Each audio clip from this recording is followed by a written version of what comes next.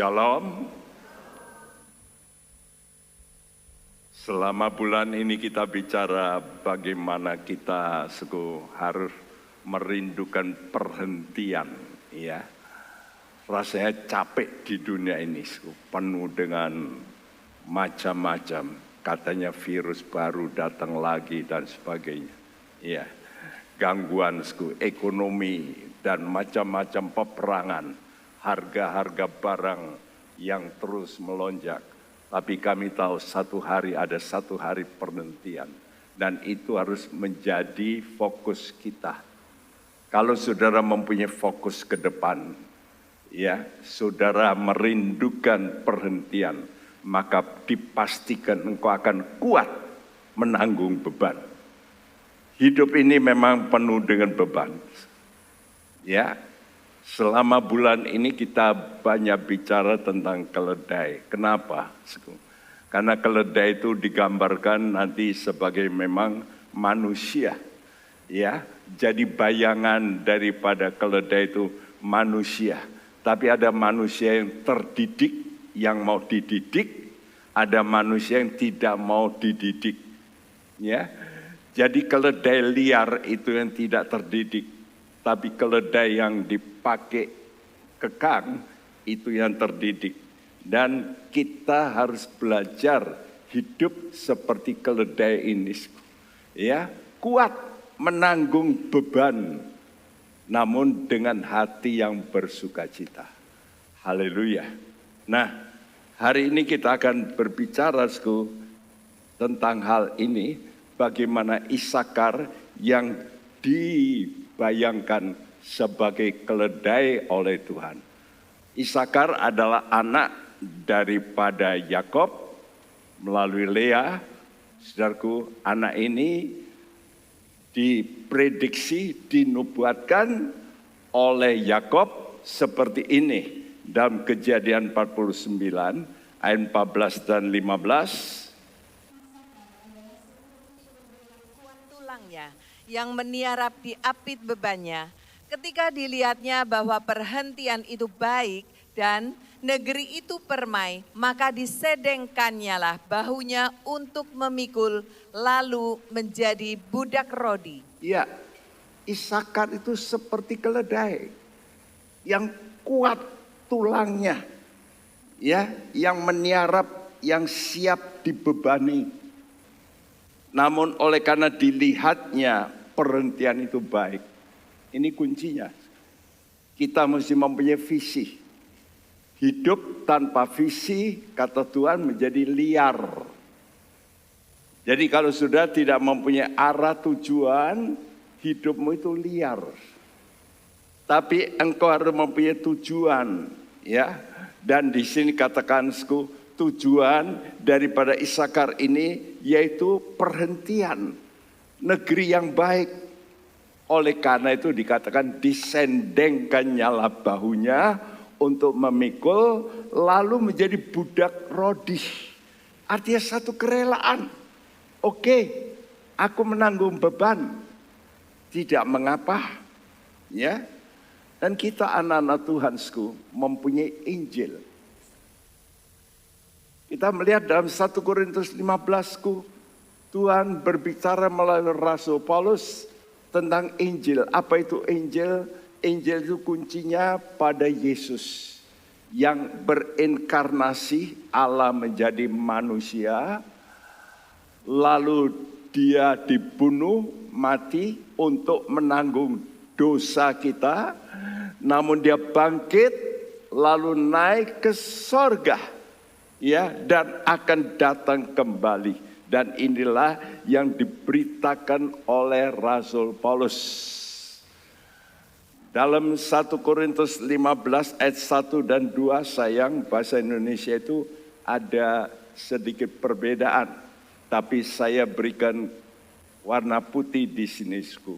Bahwa Injil ini harus kita simpan dalam memori kita. Ya. Jadi kalau Anda, kata Tuhan, mau menyimpan dalam memorimu tentang Yesus yang mati untuk dosa kita. namun dia bangkit, hidup, dan akan datang kembali, maka engkau akan selamat. Ini suatu perkataan yang perlu kita perhatikan. Dan coba kita baca 1 Korintus 15 ayat 1 dan 2. Aku mau mengingatkan kamu kepada Injil yang aku beritakan kepadamu dan yang kamu terima dan yang di dalamnya kamu teguh berdiri. Oleh Injil itu kamu diselamatkan, asal kamu teguh berpegang padanya seperti yang telah kuberitakan kepadamu, kecuali kalau kamu telah sia-sia saja menjadi percaya. Ya, ayat ini berkata oleh Injil itu kamu diselamatkan. Tapi dengan catatan asal kamu teguh berpegang padanya. Dalam bahasa Inggris katakan if, jika kamu pegang itu, memori, ingatan akan Yesus. Jadi kita anak-anak Tuhan jangan sampai lupa sih.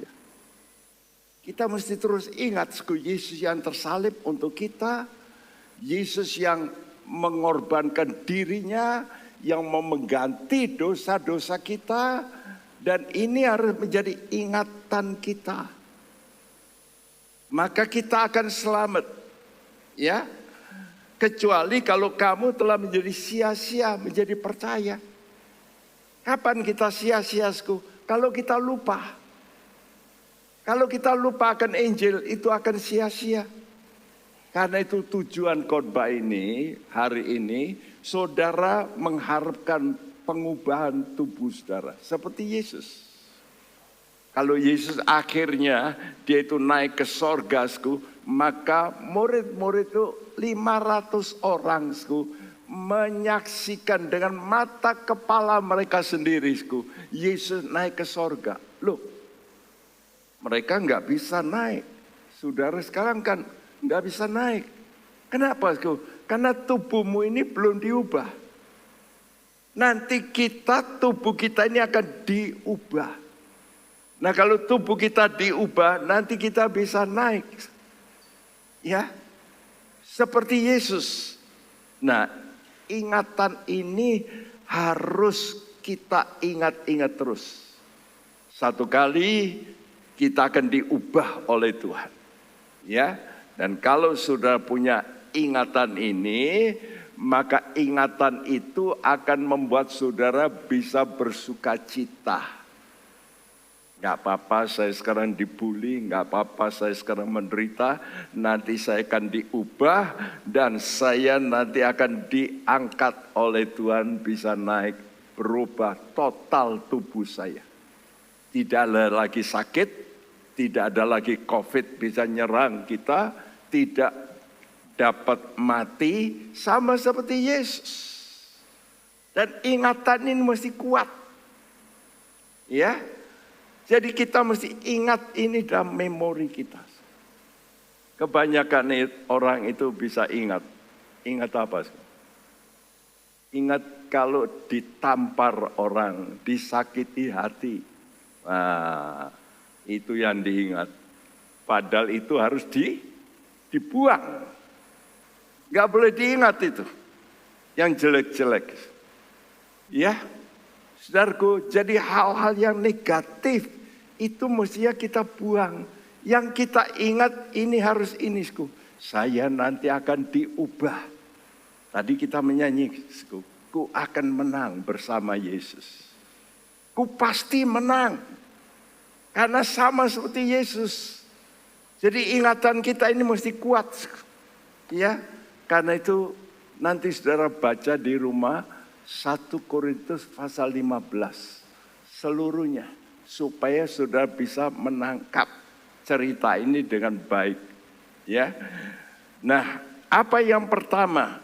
Kenapa kita ini bisa kuat? Kalau kita seperti keledai. Saya mestinya cerita keledai ini mau saya PA-kan pendalaman Alkitab. Ya sama seperti Burung Raja Wali, sudah saya buat bukunya. Ya, Kristen Raja Wali. Sudah saya buat bukunya, Kristen Domba. Sudah bisa beli itu di toko buku. Lalu saya juga buat Kristen Lembu. Kenapa kita harus menjadi seperti lembu? Ya, karena domba dan lembu ini binatang yang khusus, yang punya perutnya 4. Kalau kita punya 1 saja. Ya, tapi kalau lembu dan domba itu perutnya 4. Dan 4 perut inilah yang membuat rumput yang dia makan bisa berubah. Menjadi apa? Menjadi daging. Menjadi susu. Sudah bisa makan rumput? Hah? Kalau sudah makan rumput, enak, nggak perlu beli nasi. Rumput di mana-mana, betul nggak? Tapi kita tidak mampu makan rumput. Tapi kenapa domba dan lembu itu bisa makan rumput? Karena dia mempunyai 4 perut yang bisa mencerna, ya, yang susah diuraikan. Padahal itu adalah juga sesuatu yang hidup, ya, organik. Rumput itu organik. Jadi itu sebetulnya bisa jadi makanan kalau diolah. Ya, saudara, tapi diolahnya lewat lembu, lewat domba, sehingga menjadi daging, lalu menjadi susu. Dan kita makan daging dan susu. Saya juga membuat buku Kristen Singa.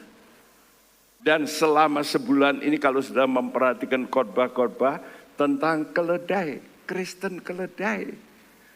Ya, kenapa hebatnya keledai itu? Waktu saya baca keledai, salah satu kehebatan keledai itu memorinya. Memori. Dia bisa ingat sekali ketemu, 25 tahun kemudian dia bisa ingat. Wow, kalau kita bisa nggak ingat? Setelah sudah ketemu seorang, lalu ya ngomong-ngomong, lalu 25 tahun lagi ketemu, saudara bisa ingat? Nggak mungkin. Tapi keledai bisa ingat. Waktu saya baca itu, wow. Jadi memang keledai itu sering digambarkan sebagai orang bodoh, orang bandel. Itu kalau keledai liar. Tapi keledai yang sudah dipimpin oleh manusia, dia bisa mempunyai sesuatu yang luar biasa. Dan salah satunya itu ingatannya yang tajam. Luar biasa. Karena itu kita menjadi anak-anak Tuhan, harus mempunyai ingatan yang tajam. Karena itu bagi saudara-saudara yang sudah menanjak usianya, saya anjurkan baca banyak Alkitab. Jangan sampai nanti kalau sudah umur 60 tahun, saudara sudah blank. Ya, kenapa jadi pikun? Kenapa? Karena kurang ingat. Karena itu baca Alkitab, lalu coba dihafalkan. Coba belajar. Kalau utangnya orang ingat enggak? Wah, diingat-ingat ya. Ya sampai mati kadang diingat. Bisa toh mengingat? Bisa. Kebanyakan ingat yang negatif. Nah coba kita baca Alkitab, kita ingat-ingat. Itu akan membantu saudara supaya jangan sampai menjadi orang tua yang demensia, yang lupa-lupaan. Ya, saudara. Oleh karena itu yang pertama, bagaimana kita bisa kuat?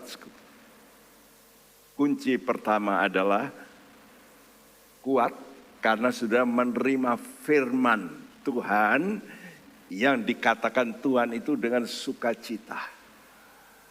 Karena itu kalau saudara datang ke gereja itu mestinya sangat antusias dengar firman Tuhan itu mesti dengan sukacita. Jadi gambar orang ini, lihat mukanya itu sukacita. Ya. Jadi kalau kita dengar firman Tuhan itu mesti dengan sukacita menerima firman walaupun mungkin ada teguran-teguran. Nah, kita melihat juga Tuhan memberikan satu gambaran bahwa hidup ini kalau saudara mau dengar firman Tuhan, saudara itu bisa ditransformasi.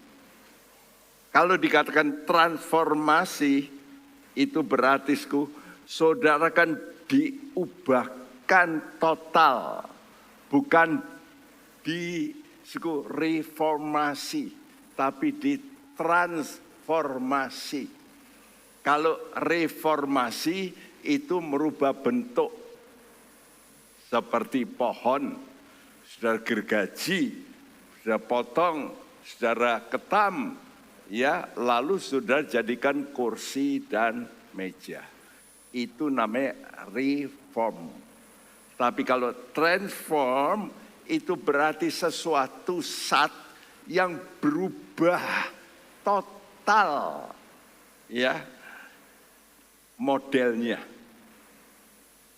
Nah, ini bisa terjadi di mana? Sudah melihat yang namanya transformasi di mana? Ini gambarnya, sudah pasti tahu. Ya. Sudah lihat ini, kalau sudah lihat ulat yang begini rasanya gimana? Saudara mau apakan? Pasti saudara ambil apa ya supaya dipitas ya. Kalau apalagi ada yang berbulu seperti itu. Jijik. Ya. Tapi ulat-ulat ini memang dulunya makan daun merusak pohon. Tapi kalau dia sudah masuk ke pompong, nah disitulah mulai terjadi yang namanya transformasi. Dia masuk ke pompong kurang lebih 3 minggu di situ. Oleh karena itu saudara juga harus menjadi orang Kristen yang bisa masuk ke pompong.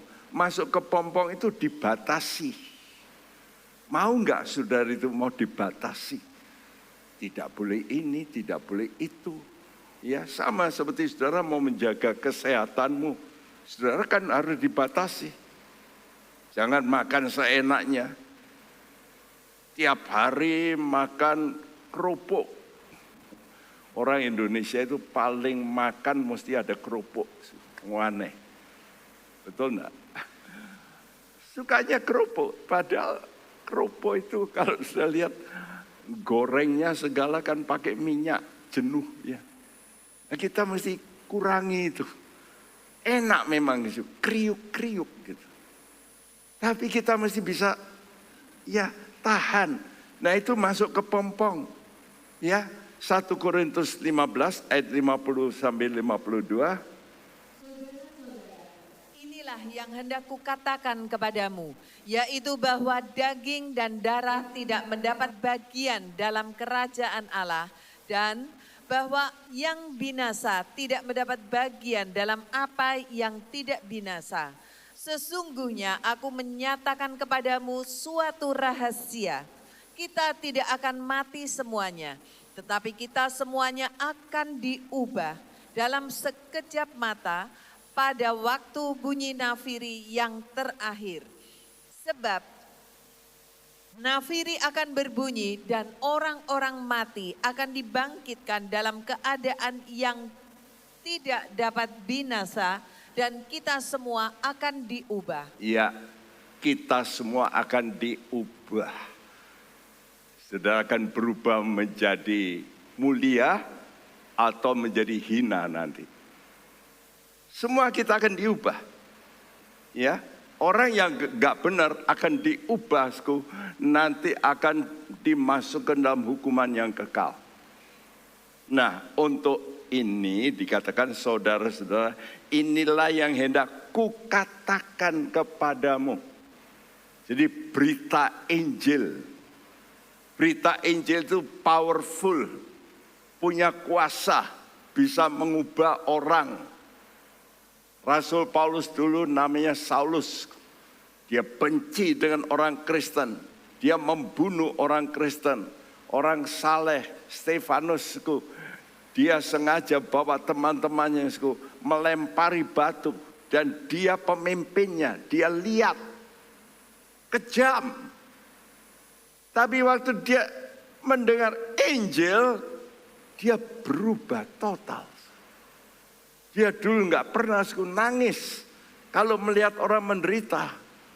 Tapi kalau sudah baca Alkitab dalam Kisah Rasul 20, dia berkata, aku banyak kali mencucurkan air mata. Aneh. Saulus bisa berubah menjadi Paulus. Ya. Dan oleh karena itu dia berkata, inilah yang hendak aku katakan, yaitu Injil ini. Sesungguhnya aku menyatakan, aku menyatakan apa? Suatu rahasia.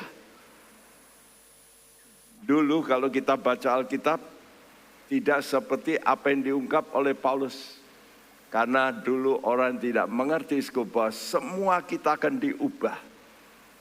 Ya, kita memang membaca Henoh di dalam Alkitab bisa diangkat Tuhan hidup-hidup. Tapi tidak ada keterangan bahwa semua orang bisa diubah. Dan sekarang Paulus berkata, kalau Henoh bisa berubah, Anda semua dan saya bisa diubah oleh Tuhan. Amin. Saya mesti yakin, tubuhmu ini akan berubah nanti. Kalau saudara mengikuti hukum Tuhan. Nah, Alkitab mengatakan, manusia yang tidak punya pengertian itu sama dengan hewan yang juga harus disembelih mati. Ya. Namun kalau manusia yang tidak punya pengertian ini mau diajar, karena itu kita dengar firman Tuhan ini untuk kita diajar supaya kita punya pengertian. Seperti yang dikatakan oleh Ayub pasal 11 ayat 12 yang berbunyi, jikalau orang dungu dapat mengerti, maka anak keledai liar pun dapat lahir sebagai manusia. Wow. Anak keledai liar dapat lahir sebagai manusia. Ini satu gambaran. Artinya orang dungu itu digambarkan Tuhan seperti keledai memang. Tapi keledai ini kalau bisa diajar, ya seperti ini. Jikalau orang dungu dapat mengerti. Nah kita datang ke gereja ini untuk apa? Untuk mendengar pengajaran. Supaya kita mengerti, oh manusia itu setelah mati begitu toh. Dulu kan kita tidak mengerti, mati ya wes, habis perkara. Loh, no. Ya, kita dulu tidak mengerti. Kita, makanya kalau sudah datang ke rumah duka, ya, sudah datang, saudara seringkali banyak, saya anjurkan jemaat di sini ya, bukan orang lain.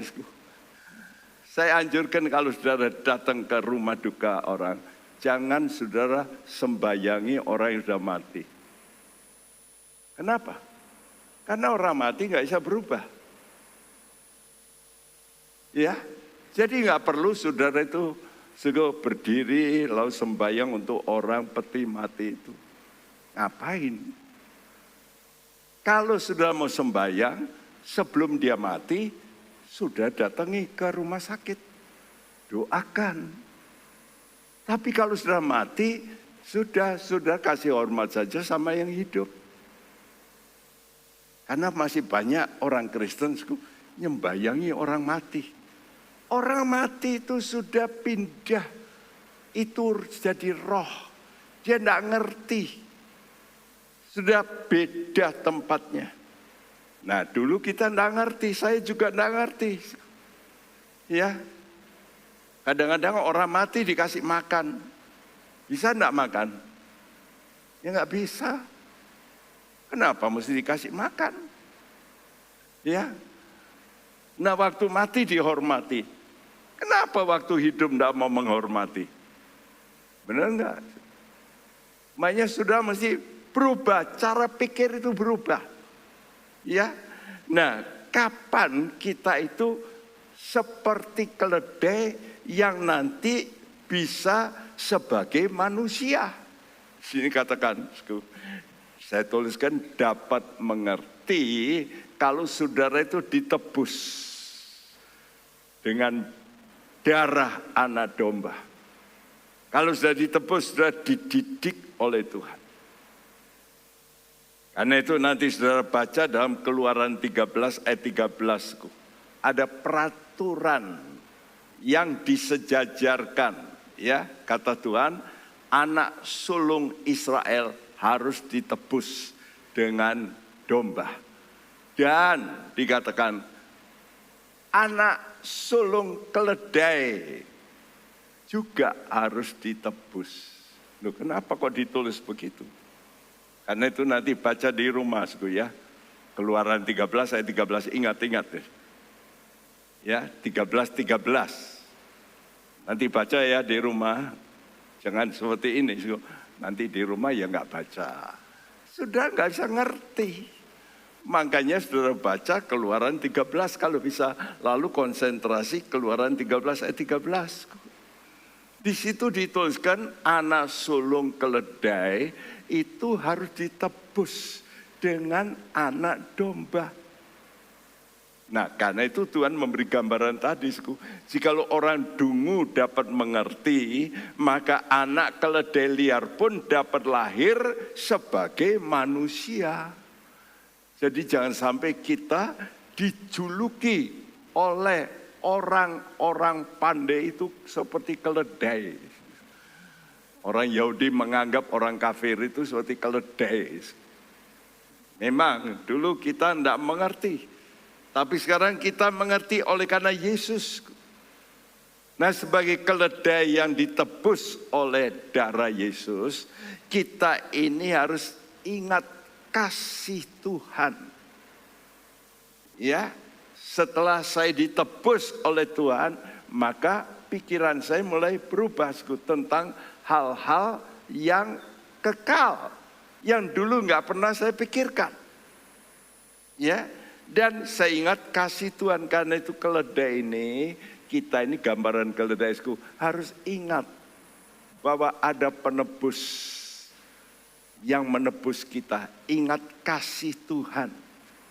1 Yohanes 4 ayat 19 mengatakan, kita bisa mengasihi Tuhan karena Allah lebih dulu mengasihi kita. Kenapa saudara buang waktu mencintai Tuhan? Ada hamba-hamba Tuhan yang rela mati. Kenapa? Karena lebih dulu kena kasih Tuhan. Nah, kalau orang sudah kena kasih, beban itu jadi ringan. Kenapa orang tua merawat anak dengan susah payah? Ya, kenapa? Karena cinta. Kok mau ya anak nangis? Bangun, harus membersihkan, ya. Dulu nggak ada namanya Pampers. Sekarang orang-orang ini enak. Ya, zaman sekarang ini wanita-wanita yang sudah punya anak enak. Ya, babynya ngompol, ya tidur aja, nggak apa-apa. Tapi dulu kan babynya ngompol, basah semua terus dia nangis. Wah, ibu bangun, ganti popok. Halo ibu-ibu muda, supaya ngerti Anda dulu dipelihara oleh mama Anda dengan susah payah. Tengah malam bangun, berapa kali bangun. Ingat-ingat kasih orang tua. Kalau sudah ingat kasih orang tua, maka apa yang diperintahkan ayah ibumu jadi ringan. Tapi kalau engkau nggak ingat kasihnya orang tua, perintah ibu bapak jadi sulit, beban.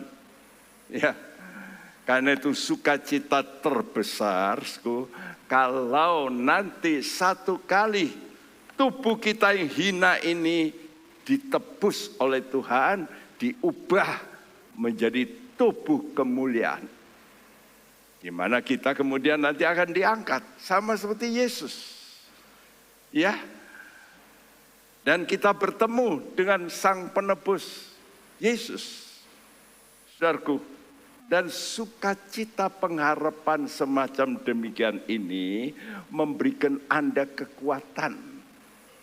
Saat saudara memikul beban hidup sementara menunggu hari yang mulia. Kenapa saudara bisa dibully orang diam? Kenapa? Karena percaya Tuhan melarang kita balas. Kalau orang maki kita nggak balas maki. Itu kan beban. Betul nggak? Kalau saudara nggak kuat, wah sudah balas. Tapi kenapa saudara kuat? Saudara berkata, nggak apa-apa. Nanti aku diubah oleh Tuhan. Nah, ini kekuatan. Dan kekuatan kita itu dikerjakan oleh Roh Kudus. Bagi orang yang ditebus oleh Tuhan, Tuhan kirim bantuan.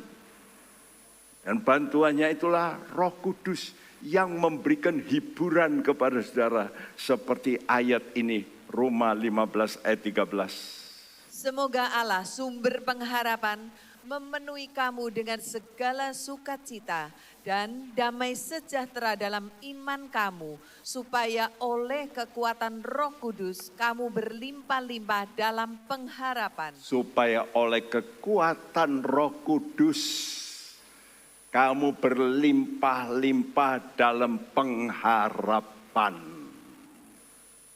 Betapa pentingnya orang itu punya pengharapan. Ya, kalau sudah nggak punya pengharapan, itu artinya putus asa. Asa itu pengharapan. Karena itu kalau putus asa, putus harapan. Biasanya kalau pemuda-pemudi berpacaran lalu putus, waduh limbung ya. Sepertinya, wah tidak ada yang lain kecuali dia. Karena itu lalu limbung, lalu bisa stres. Kenapa? Putus harapan. Loh, masih banyak wanita kok. Masih banyak pria, kenapa mesti limbung? Tapi karena putus harapan, ya saudara, kita menjadi anak Tuhan karena itu mikir lebih dulu. Jangan sembarangan berpacaran, ya. Tunggu nanti betul-betul mana dipilih yang benar. Kan begitu. Supaya jangan sampai kecewa. Ya. Ini yang pertama. Kenapa kita bisa kuat? Karena kita punya harapan. Harapan kita akan diubah oleh Tuhan. Sukacita. Yang kedua, harapan ini bisa muncul karena kita punya percaya kuasa kebangkitan Yesus. Dan kuasa kebangkitan Yesus ini memberikan sukacita.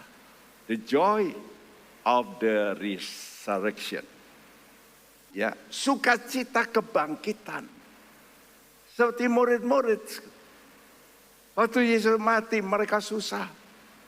Tapi begitu mereka melihat Yesus bangkit, wah, hati mereka bersukacita.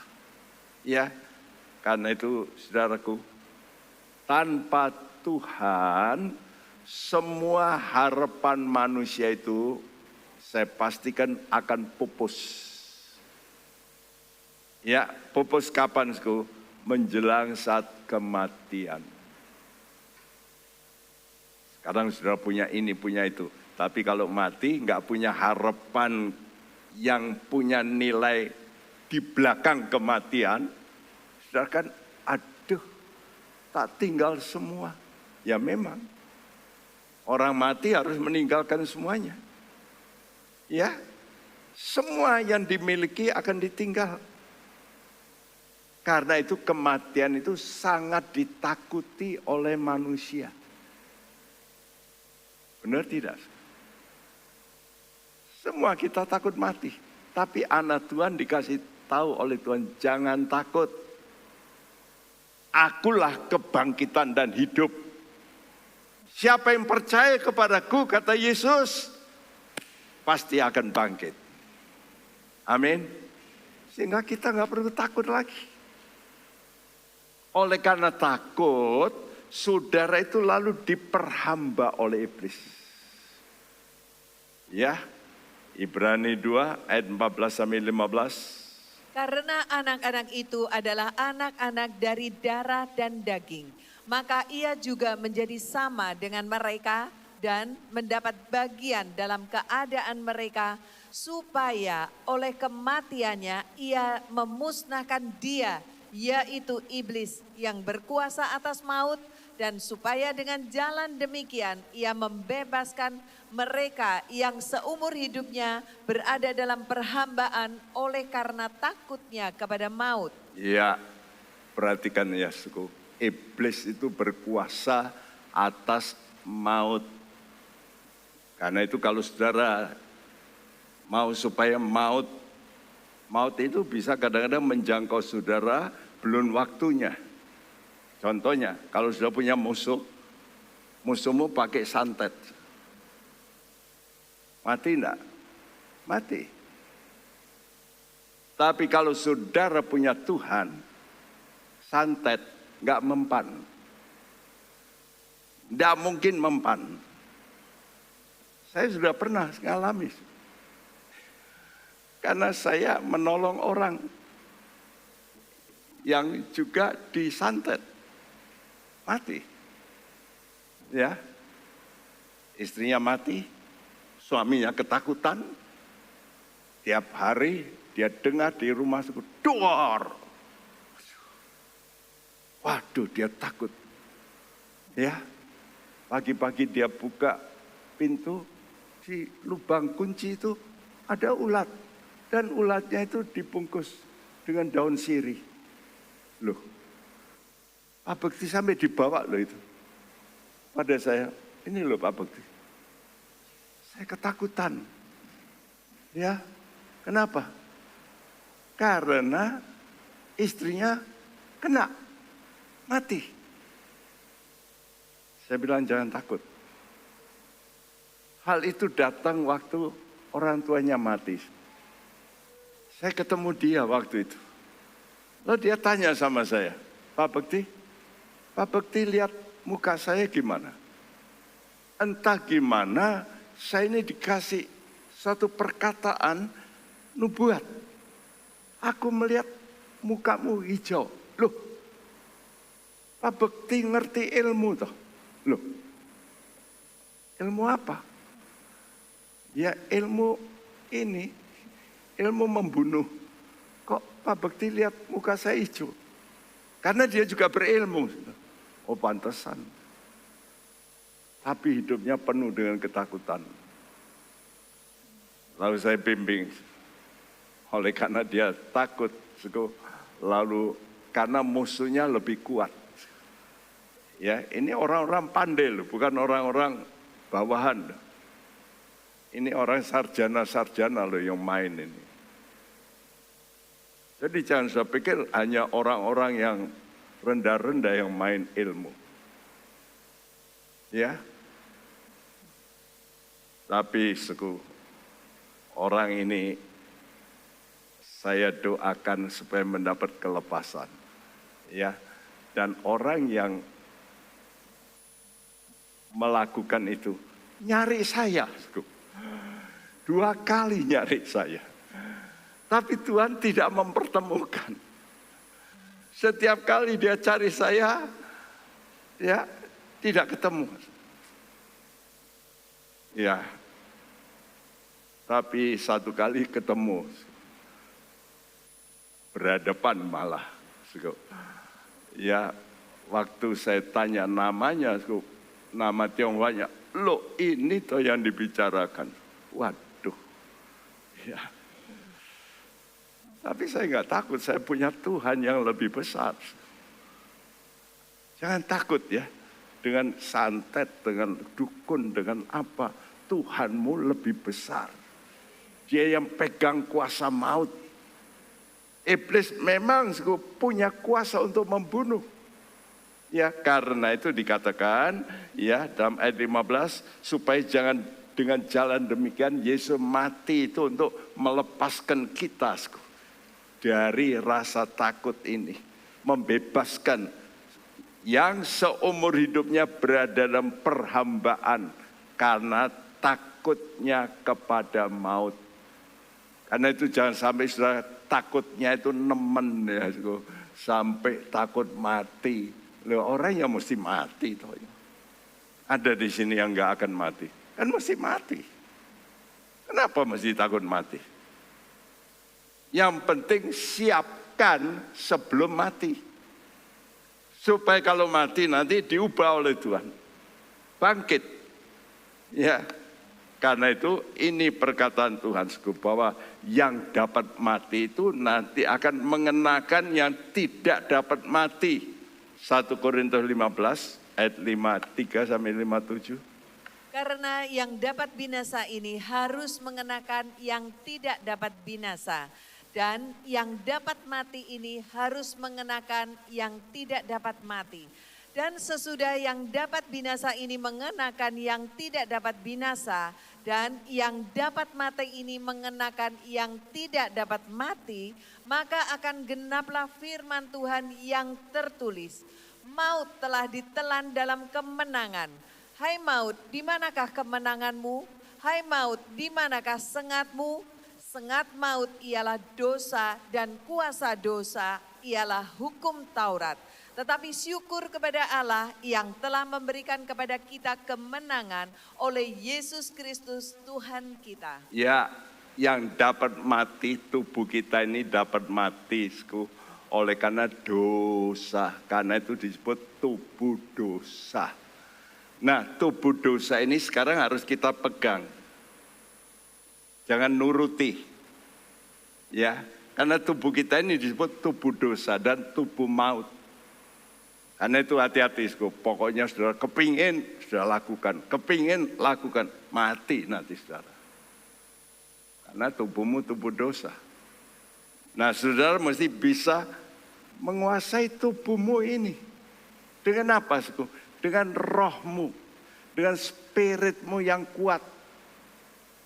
Ya, kalau ada dorongan untuk yang salah, engkau berkata tidak. Tuhan berkata begini, kalau mulutmu mau maki, Tuhan kata jangan balas maki.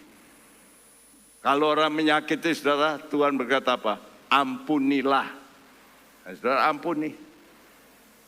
Tapi kalau saudara nggak mau, berarti saudara nuruti keinginan dagingmu, tubuhmu. Jadi engkau mesti mengenakan tubuh yang tidak dapat mati. Yaitu tubuh yang nurut firman Tuhan. Ya, karena itu dikatakan, saya tuliskan ayat 57 ini, tapi syukurlah kepada Allah yang memberikan kepada kita kemenangan oleh Yesus Kristus. Yesus Kristus itulah firman yang memberikan kita kemenangan. Nah, kita dengarkan firman ini supaya kita nuruti firman. Ya, karena itu waktu kita memikul beban hidup, khususnya duka cita. Waktu kita berada dalam duka cita. Ya, yang pertama duka cita itu karena penyakit. Biasanya orang yang sakit kan, waduh mati aku ini. Apalagi kalau sudah divonis dokter kanker gitu. Waduh. Sudah banyak orang sudah diobati, ya. Kankernya muncul lagi. Betul enggak?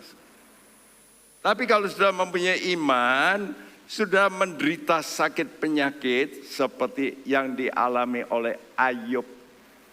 Ayub itu sakitnya bukan main. Ya. Tapi dia berkata dalam Ayub 19, aku tahu penebusku hidup. dalam dagingku pun aku nanti akan melihat dia. Berarti yakin kebangkitan. Wow, itu Ayub, saudaraku. Jadi waktu saudara menderita, nah mulai khawatir, takut mati. Ya, tapi Paulus menjelang kematiannya dia berkata, aku sudah siap, sedia untuk mati. Wow. Dan dia berkata hidup itu Kristus, mati itu untung karena pindah. Karena dia sudah nanti mengalami transformasi. Dia sudah berada di kepompong, cukup waktunya untuk berubah menjadi kupu-kupu. Nah, saudara juga mesti begitu. Hidup ini ngikuti Tuhan, mungkin dibatasi, nggak boleh ini, nggak boleh itu, nggak apa-apa. Itu cuma sementara. Sampai mati, lah kita lepas, kita berubah. Ya. Karena itu duka cita menghadapi yang pertama sakit. Karena itu iblis pakai sakit penyakit. Untuk apa? Untuk menekan kita. Karena itu kalau sudah sakit jangan pergi ke justru penolong iblis. Bisa sembuh, bisa sementara. Anggota kita, mamanya itu sakit. Sakit apa? Beser. Jadi orang tua zaman dulu kan pakai sarung ya. Jadi di rumah itu kecer-kecer gitu. Aduh, anaknya ini, mami kok begini. Ya saya bilang, ya sudah itu namanya sudah klepnya lepas. Ya bocor. Waduh, kok begini. Saya bilang, sudahlah terima. Ya dulu nggak ada pampers itu. Jadi ya repot juga ya. Kejar-kejar baunya pesing, betul nggak? Anaknya ini lalu bawa ke orang pandai. Saya bilang hati-hati loh. Enggak apa-apa itu, banyak orang tertolong. Dia pergi ke orang pandai di kota Semarang ini. Orang pandai itu bilang cuma begini, kamu pulang sendiri ya ibu ini, kasih ketumbar 1 sendok teh, sama gula 1 sendok teh, tumbuk sendiri. Lalu dikasih air, minum, sembuh. Dia lakukan. Sembuh. Saya bilang hati-hati loh. Ya, sembuh tapi nanti dituntut. Oh, betul. 3 bulan lagi, ya kumat. Lalu sakit. Lalu apa? Sakit sampai sekarat. Waktu sekarat nggak mati-mati. Anaknya berkata, Pak Bekti, doakan supaya mama saya mati. Waduh. Nah uangnya habis banyak. Berapa hari itu? Sekarat. Saya bilangi, makanya saya kasih tahu. Jangan. Ya. Kamu ingin yang sementara lepas. Lalu saya doakan. Karena itu pendeta itu kadang-kadang juga bisa nyabut nyawa. Tapi dengan cara yang baik. Mengampuni, minta ampun sama Tuhan. Ayo Jim, sekarang ikuti doa saya. Tuhan minta ampun saya lakukan ini itu. Saya cabut dalam nama Yesus segala kuasa yang jahat dalam nama Yesus. Besoknya mati. Anaknya senang ya, karena tidak habis uang lagi. Ini fakta hidup. Ya, karena itu kalau sudah memikul beban, coba saudara itu percaya ada kebangkitan. Kebangkitan ini membuat saudara bisa kuat. Gak apa-apa. Sakit orang lain gak sakit, toh ya mati. Saya sakit, mati. Biasanya orang kalau sakit lalu mati itu lebih banyak bisa siap.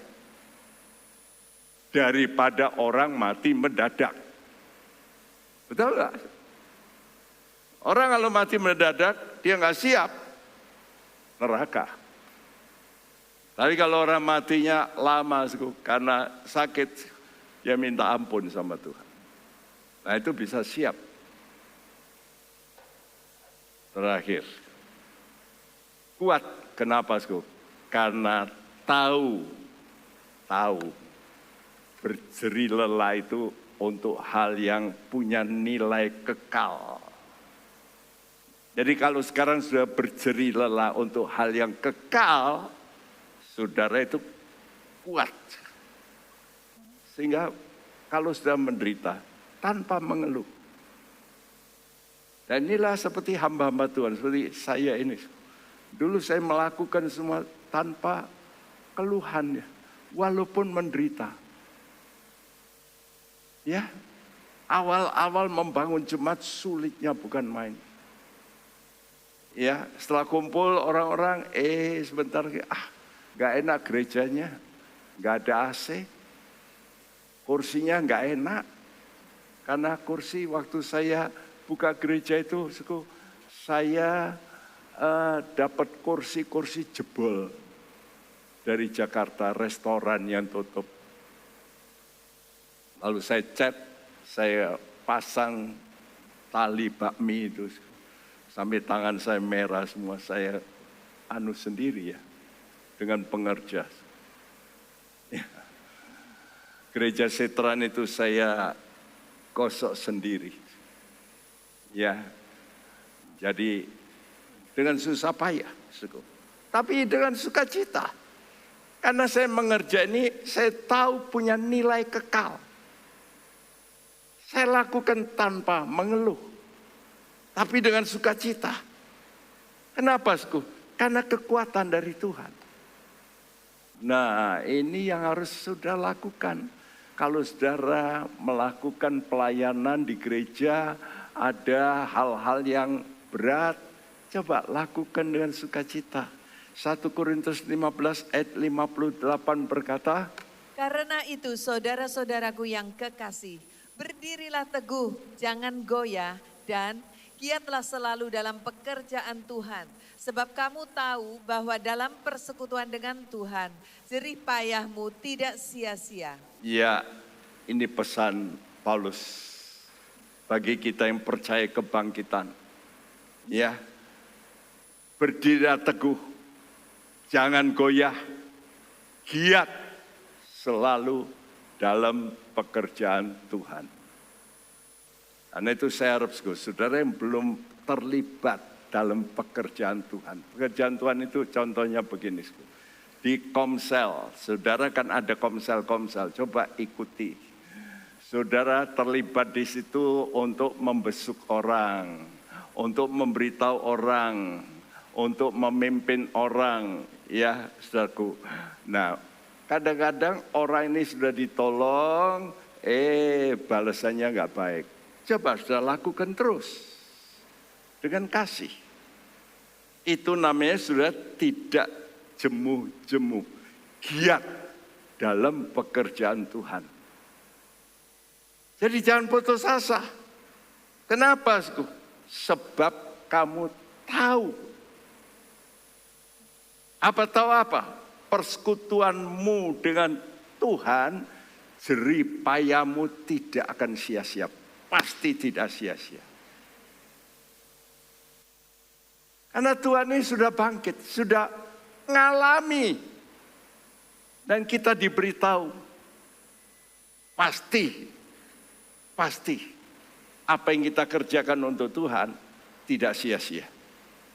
Contohnya, waktu Yesus masuk Yerusalem, dia bukan pakai kuda seperti raja. Dia pakai keledai. Nah, keledai ini ditunggangi oleh Yesus. Ini satu prototip, satu cerita nubuat bahwa orang-orang yang mau memikul Yesus, dibebani oleh Yesus, oleh perintah-perintah Yesus, tapi bukan dengan gerundel, bukan dengan kemarahan, tapi dengan sukacita. Mereka nanti akan masuk dalam Yerusalem yang baru, sorga. Karena itu mau tidak sudah bersekutu dengan Tuhan dan bekerja sama dengan Tuhan. Pesan Tuhan terakhir waktu dia sebelum naik ke sorga, dia berkata, pergilah, ya, beritakanlah Injil. Nah, jadi kalau Komsel saudara ajak teman-teman yang belum percaya Yesus, saudara kasih tahu, saya dulu juga bukan orang percaya, tapi saya percaya Yesus, damai. Yuk ikut di Komsel. Nah, begitu. Itu namanya saudara terlibat giat dalam pekerjaan Tuhan. Ya, saudara lakukan walaupun mungkin dibalas nggak baik, coba saudara lakukan. Yang pertama ini memberitakan Injil, lalu juga saudara mengajarkan kebenaran. Ini penting. Tapi saudara sendiri harus benar. Supaya orang itu melihat contoh hidupmu. Ya, mengajar paling baik itu melalui kehidupan saudara. Nah ini kalau saudara bisa begitu memberikan contoh, saudara bisa menyelamatkan nyawa orang, jiwa-jiwa. Kata Tuhan, kalau kamu begitu, aku menyertai kamu sampai kesudahan alam. Aku pasti menyertai kamu. Karena itu mari kita mempunyai hati Tuhan. Aku mau Tuhan. Aku mau mencapai itu. Aku mau hidupku ini di tengah kerjaku aku punya harapan. Aku mau kerja. Ya, karena aku tahu pasti engkau datang. Pasti akan memberi upah kepada orang yang percaya. Oleh karena itu mari kita datang pada Tuhan.